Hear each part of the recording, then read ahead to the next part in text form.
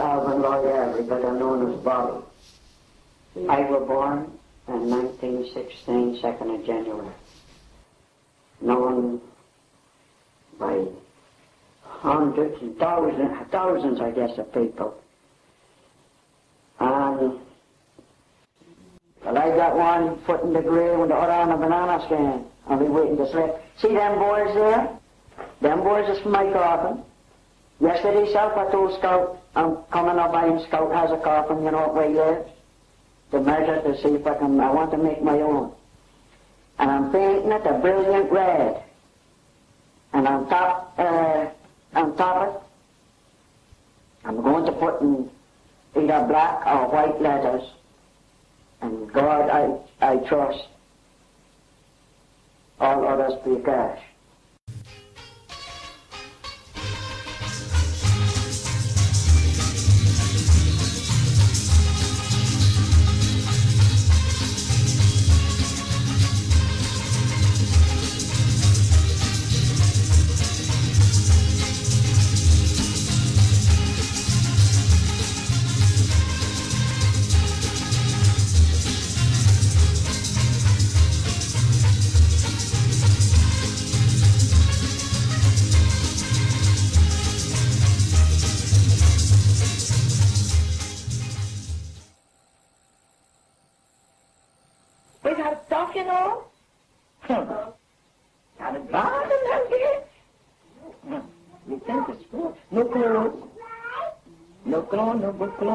No shoes, wash our face, graze them with lard, and go to church.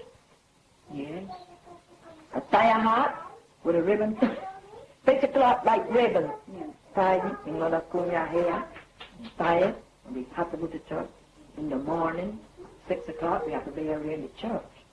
And Sunday morning, you have to go, you have to go down there if you want to go, and if you didn't go, and go to the school, sisters and saints, yeah. But go to the head of the church, call you one by one. Have you been to Holy Mass on Sunday? No, sister. Why? And no clothes. Poverty. Oh. Bananas, tanyas, sweet potato, cassava bread. 4 cents a kilo. My mother used to go to Helen and bake it. 4 cents for a big cake of bread. Well, you used to use aluminum ware when you could get some. It wasn't, like today that you can buy all these things. But we had some. But during the war years, you couldn't buy anything at all of that. So you spare the pots and pans that you had. You had to make do. Because during those war years, you couldn't buy anything at all. And long afterwards, before you could get anything made from stainless steel or anything like that. And I remember during the war, too, it was very hard. He had to get shoes, and he had a rubber here, and he learned to make their own sandals from the rubber, because it was hard to get things like that. Now, the clothing bills had the money. Because the land was walking on, they got too much to shipping there, 24 cents a shipping. And then the day I left Saba to go to Bavaria, with Captain Bernhard Cultuurfonds, on the other side, a shilling a month, 31 days and 30 days a month, a shilling, 94 cents a month, till I was.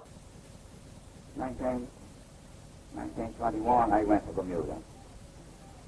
1921, I went to Bermuda. You see, you couldn't make any money here. But everyone here was poor. And had to go off somewhere to make a few dollars. But he told me that in the old days, big boys go about with only shirt on, long shirt. Yeah. He said he couldn't afford much cloth. Well, when we was boys, we only had a pair of shoes to go to church with, Couldn't afford many shoes, Oh, folk. Well, when I was a boy, there wasn't much of nothing, only what you reap from the ground. Potatoes, tons, and little flour would come here now and again, but it wasn't here steady. a little rice me come in. There used to be some boats used to run down to St. Thomas about. And if they went once a month, maybe they would bring up some little thing like rice or flour, sugar. But we strictly live from the earth, from the ground. Vegetables and meats and fish and cassava and all that. The cassava was grated and baked. The meal was baked in the bread. The bread. And you ate it. It was kept. Some people kept it for months. They used to have what they call a loft in the house that they used to throw it upon and keep it there for months. They were eaten with different things like fish soup, cassunchi soup, ripe bananas, sugar and water. Well, some days you take your lunch and you make lime juice with lemon and drink it. And because, like, you could get cola from St. Thomas, and the bottle got cola, the bottle would have like a marble. A marble. Big down in and shows up up there. And then they then little thing.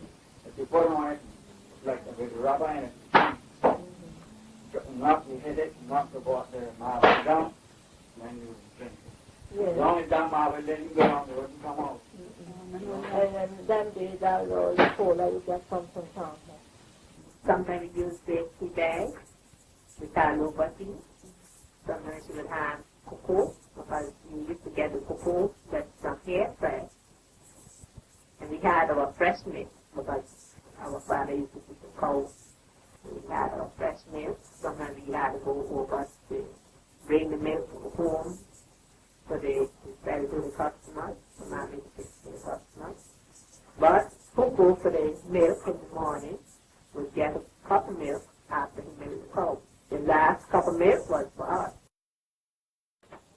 Oh, I can tell you plenty of cassava bread because I grate plenty cassava to make cassava bread here in Saba. Well, the cassava is pulled from the stalk, from the tree. Then you scrape and you grate the cassava. Then you put the cassava into bags, flour bags, and then you carry it to a place we call the pressing mill. Now the pressing mill is a big flat rock and with a big bar of wood. You bring it down on top of the bag of cassava, and then you put 3-4 big rocks on the end of it just to keep it down, that you get all of the water from the cassava. Now that cassava water remains there the whole night. After the night, then you get up the next morning, you meet a big thick liquid underneath the water. You drain that water off, you break up that liquid inside there, and you dry it, and you got starch. You have your starch and you starch your clothes. The juice, how we call it, cassava water, the juice, it contains a poison. If you drink that, it'll kill you. And in slavery days, there were 2 people commit suicide. Drank the cassava water, you call it, juice. And one from the bottom, his name was John, and he burnt his body down the Fort Gut by the tamarind tree. You know what tamarind tree is in the Fort Gut? Yeah, burnt his body there. We never heard a joke about it. And then they used to come plenty schooner out here in the sea by the fellow that belonged up in the bottom. And he came ashore, but he knew about the man that was born, John. So when he got below the tamarind tree, he saw a man coming down. So he stood up. The man says, don't be afraid. He said, it's me, John. Started with a fellow, spirit, you see. He went straight back to Fort B, running. That's funny how people are afraid of spirits. Yeah, afraid of spirits, yeah.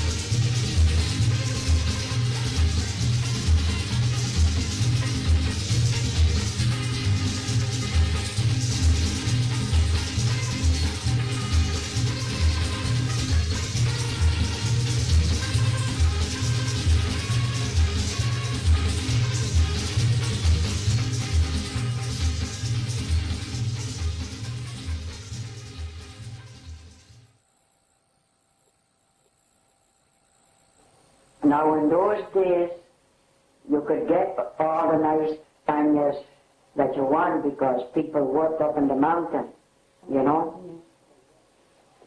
My father told me, now my father found there in the same lot of land, he found in Rendezvous, and he found in the mountain. And my father told me when I was a boy, we used to get droughts in those days also, that if it hadn't have been for the mountain, his family would have had to have felt one. He said, well, he told me out plain, he said, we'd have had to have starved and droughts, you know, because everything would grow up by the mountain. My father used to farm, because he has land all the way up to the top of the mountain from down by Rendezvous. And everything used to grow up there. In those days, it wasn't any picnic. Now, all around that point, George Quarter, used to be planted in corn. They used to make corn puddings, corn dumplings. That's why those old people were so strong.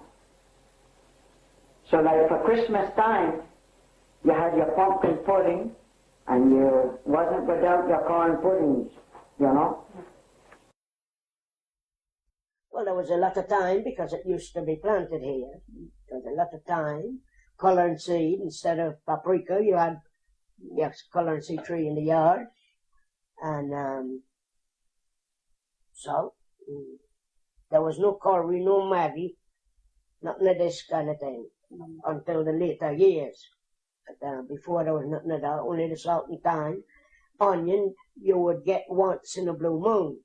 You know, I got it regular, like now. Well, the animals was kept that who had cows giving milk, them cows was kept at a stake. Those who was keeping bulls so forth to butcher also was keeping them to the stake. But it was a lot of hard work because you got to go out and you got to walk in the morning. Then you got to come home, you got to tend to your cattle. It's got sometimes up to 7, 8 o'clock in the night. You're still out walking, you ain't reach home yet. Well, when I left school, I started to learn to do the fancy work, and I've been doing it all my life. Lily went to school in the convent in Clouseau. We started teaching her, the nun started teaching her this drawn thread work. So she came back to Saba from the convent, and she started teaching it to the girls here. And then everybody started learning how to do it. But we have brought it today to what really is a much finer style of work. From all the years we've been working at it, we have really brought it to what it is today. But when she started, it was in a more open way and not so intricate as it is now. In the olden days, we used to write addresses of companies.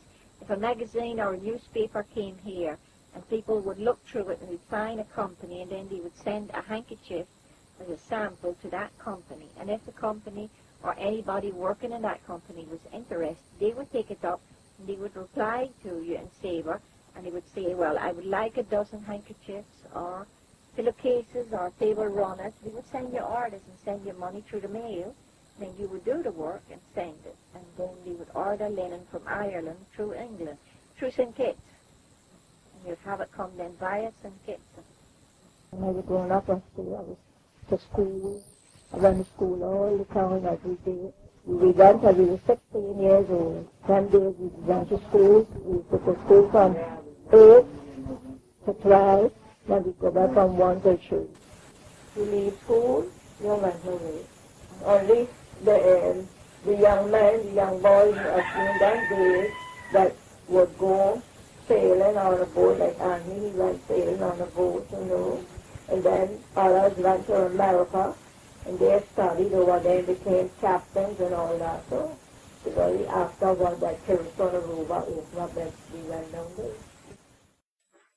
People burned up the meats. They did the jeep come for the pig. Burned it up. Went out to go see the jeeps and left the stoves on. And an old woman, well, you'll on their people too. Because the government's jeep was a small army jeep. you know. And this Jeep, belonging to the Prince, was one of the Big Willie Jeeps. Poor old Penta went out there to see him, up to the head of the plate, you know. He couldn't get in the water. So Penta said, wonder if I should see that. Penta said, well, it's here road anyway. So. Penta said, look at him. You can see that he's a old Haywood, the Prince's Jeep. See? You can see he's a Haywood. He's ready to dump on I know. Look at him. But then this Jeep was bigger than the front, so she styled it as a man and a woman. So we have to walk it, only now the people will walk when they're there. Have it to walk. Have to go in the bottom, you have it to walk. Only now the people can't, no. I can walk it, if I was able. Come down to on the other side. But not this side down so no. The other side where you used to come down. I like that road. I like that road. But now they look it up and they put out one over there. That one where the jeeps can, then the cars can come down. Well, most of the Windward side was in the wilderness. Most of the Windward side was in the wilderness. The only place in the Windward side that you could know then that it was the Windward side is right there by where the Roman Catholic Church is now, because that's spot now a move. I come and I met that spot there, and it looks like I'm going to die and also leave it there.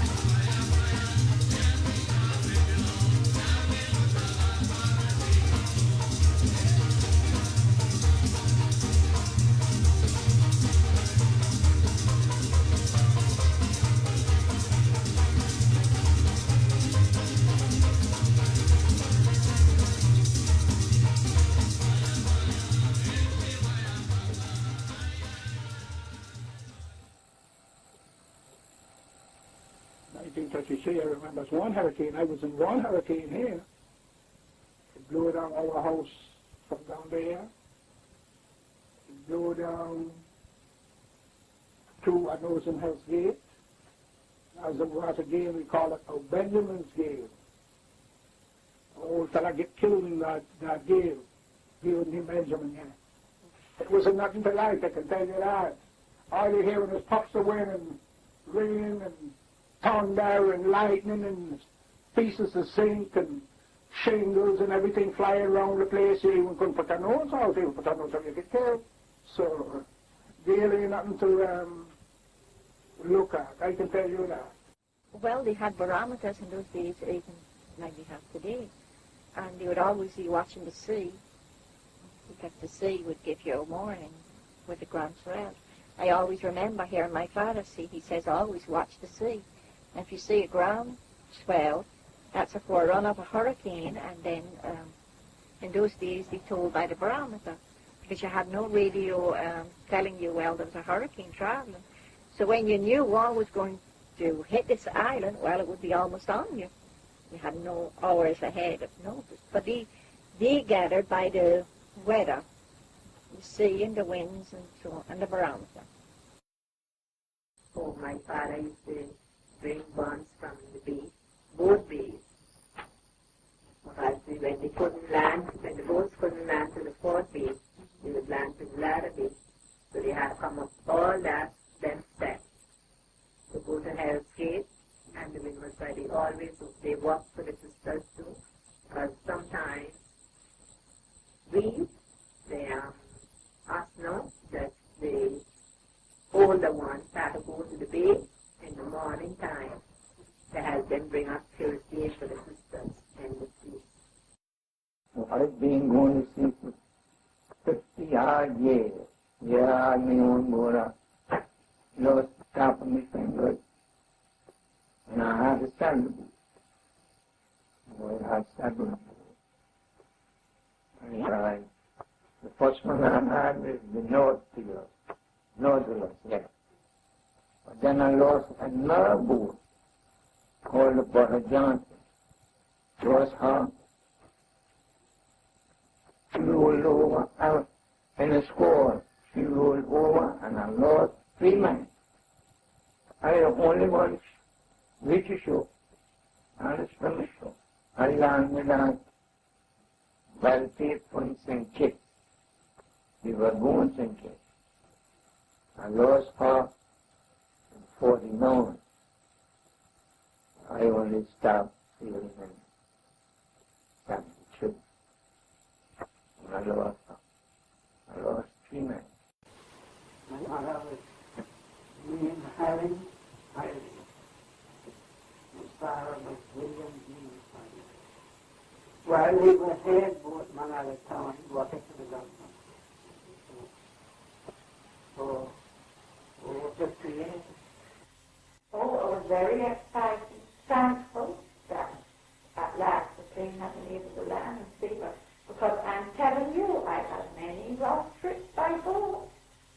A tugboat, well, that was the roughest that I ever had. I never had that. I had gone to some trips on the sea, yes, for a couple of weeks. And a tugboat was running this winter island, so I had to come back on that. So when Carson Riley came on board and said, Miss Marguerite, where did you come from? I thought you were in Saba. I said, I'm not worrying about where I've come from. I'm worried about to get back on Saba because it was so rough. He said, you don't worry. You just do what we tell you. And we'll take care of you. You'll get the shore of that. I said, all right, I hope so. I can't swim. No, he said, we're going to take care of you. So he put me to sit on the edge of the tugboat, you know. Now, Carson Riley said, Carson Riley was on board, and then Carson Heyliger was in the boat. He said, now, Miss Margaret, when we see jump, you jump, and don't worry, I'm going to take care of you. Well, with my heart and my love, when he